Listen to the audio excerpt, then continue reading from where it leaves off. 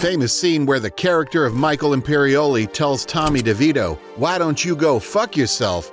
was approached by Joe Pesci extremely seriously. Go fuck yourself, Tommy. As this wasn't a contract killing for the family, Joe Pesci wanted to bring some realness to the scene. He wanted to let the whole 6 rounds of Magnum out. Most audiences walked out of that scene remembering not just the brutality, but the silence that followed. No witty lines, no bravado, just a dead kid on the floor and the rest of the crew realizing they were stuck with a psychopath. I was stabbing Frank Vincent in the trunk, and very viciously, and enjoying it. And in between takes, I was breathing very heavily and couldn't wait to get back in and do it again. Bob kept looking at me. I felt this presence staring at me. "What's the matter?" And he said, nothing. I said, "If you don't tell me what it is, I'm going to stab you with the knife." Imperioli was cut during the scene as the prop guy accidentally handed him the real glass instead of sugar glass, so he was taken to the emergency right away with all the prompts on him. The emergency personnel were shocked, a guy with a cut and bullet holes. "It was code blue," Imperioli recalled. "They were going to operate me. They put me on a stretcher, finally cut my shirt open in the trauma care, see all the squibbling despite me telling them, 'I told you, I'm in a mobster movie with Robert De Niro.'" De Niro didn't just step onto the set, he arrived with an obsession. According to the real Henry Hill, the man behind the story, De Niro would ring him up 7 or 8 times a day, and these weren't grand conversations. They were small, almost ridiculous questions. How did Jimmy hold his cigarette? What brand of ketchup was on the table? When he handed someone cash, how exactly did he do it? It wasn't enough for De Niro to act like Jimmy Conway. He wanted to dissolve into the man completely. And that drive for authenticity didn't stop at character work. It carried right into the props. Take the famous scene where Jimmy hands out envelopes of cash.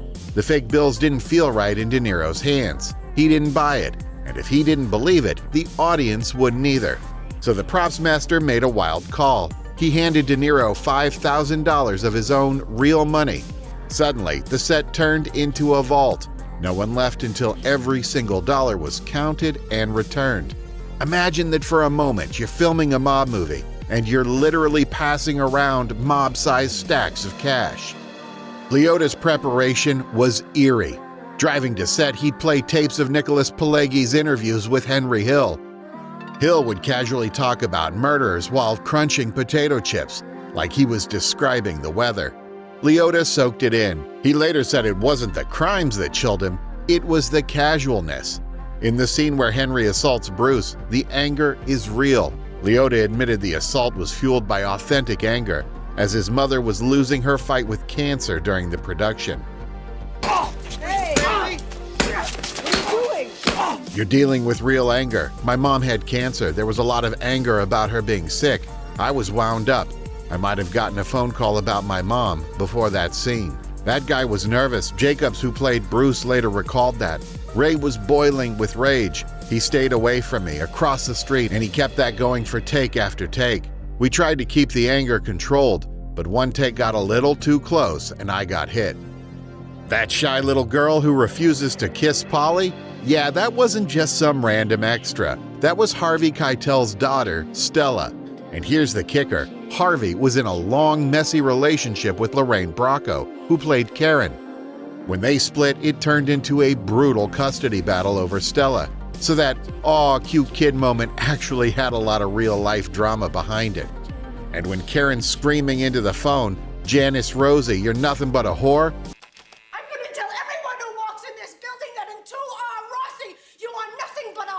the kids you see around her, those weren't child actors. They were Lorraine Bracco's real kids. So yeah, her on-screen breakdown, surrounded by her actual family. But the best part? Some of the magic happened by accident. Like Debbie Mazar's little stumble when she first meets Harry. Totally real. She tripped over the dolly track. Scorsese loved it so much he kept it.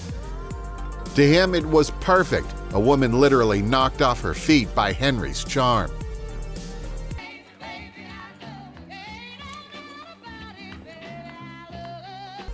The Copacabana shot? Yeah, that legendary 3-minute single take still feels impossible when you watch it. It's like a cinematic ballet, every move timed perfectly, with cameras weaving through kitchens, extras hitting their marks, and the whole place alive with energy. For a shot that demanding, Scorsese brought in Larry McConkey, one of the best in the business and an early master of the Steadicam. And Marty didn't want it just to look smooth, he wanted it to feel real. Every detail mattered, the chaos in the kitchen, the bouncers pocketing tips, even the way the waiter was lifting the table up high. It was all about atmosphere and authenticity. But here's the kicker, that whole sequence wasn't just style for the sake of style, it was a metaphor. Henry Hill wasn't just walking into a nightclub, he was stepping into a new life. From the streets to the elites, his upgrade was captured in one seamless, breathtaking shot. Meanwhile, for Karen, it was an absolute seduction by the lifestyle of gangsters, luxury she never imagined she'd have. And get this, despite how complex it looks, they nailed it on only 7 or 8 takes. For a scene that's become one of the most famous in film history, that's almost as unbelievable as the shot itself. Joe Pesci was already in his 40s when they shot Goodfellas, but the real Tommy he was playing was barely in his 20s. Scorsese was stressing about it, kept saying Pesci looked too old. They even had this big blow-up cussing each other out. Then Pesci just dropped a tape on him. Nothing fancy, just him walking slowly toward the camera, not saying a word. Scorsese took one look and was like, "Yeah, that's Tommy. Done deal."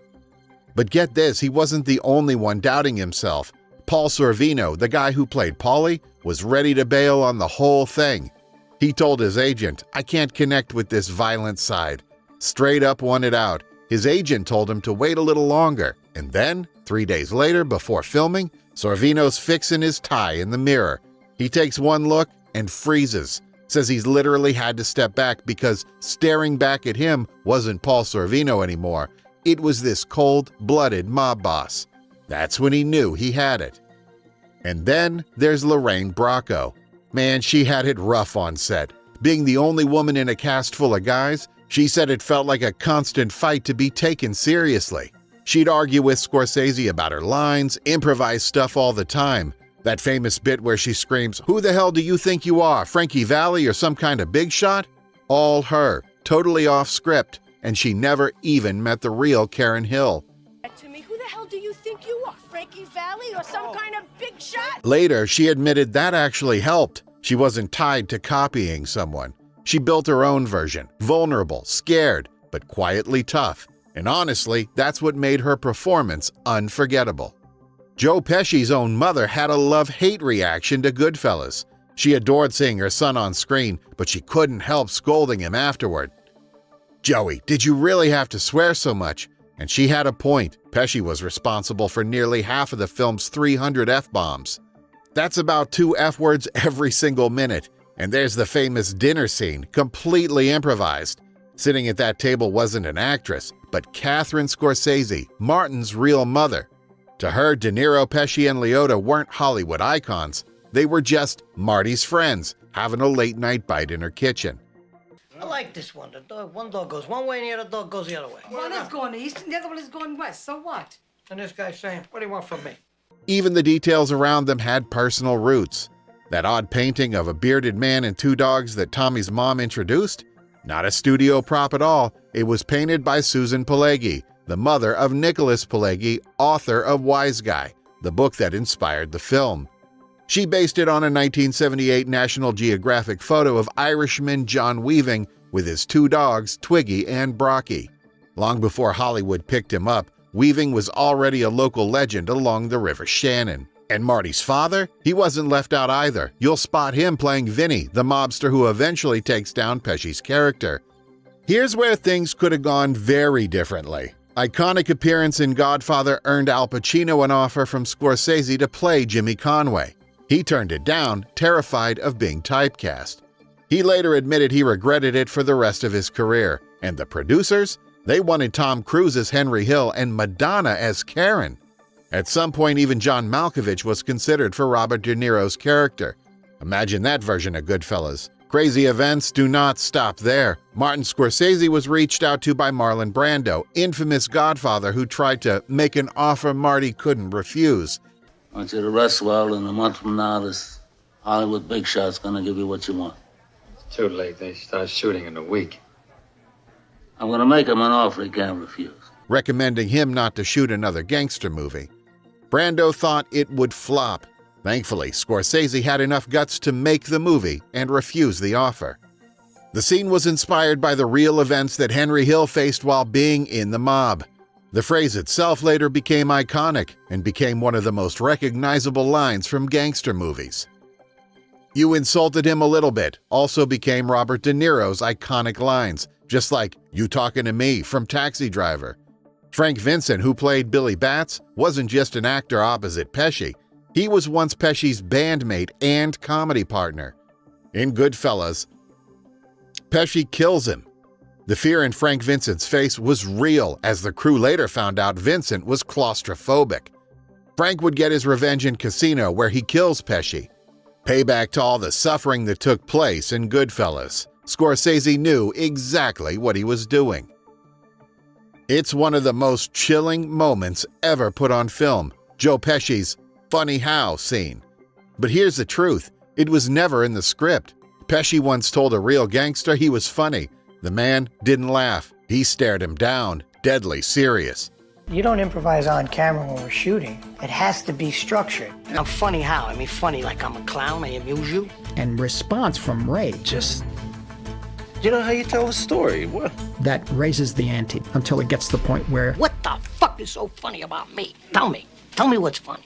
Pesci carried that memory for years, and when Scorsese asked him to dig deeper into his character, he relived it on camera. The result? A scene directed by Pesci himself, where Ray Liotta didn't know what was coming. And here's a mind-bender. When Henry and Karen first met with a federal agent about witness protection, that wasn't an actor. That was Edward McDonald, the real U.S. attorney who handled Henry Hill's case, playing himself, reenacting his own words. An homage across a century voiceover. The final shot, Pesci firing directly into the camera, wasn't random. It was Scorsese's tribute to the great train robbery from 1903, one of cinema's first stories. Scorsese wanted to see it clearly. From train robbers to mobsters, America has always loved its outlaws. For all its power, Goodfellas only won one Oscar, Pesci's Best Supporting Actor. His speech? 4 words. "It's my privilege. Thank you."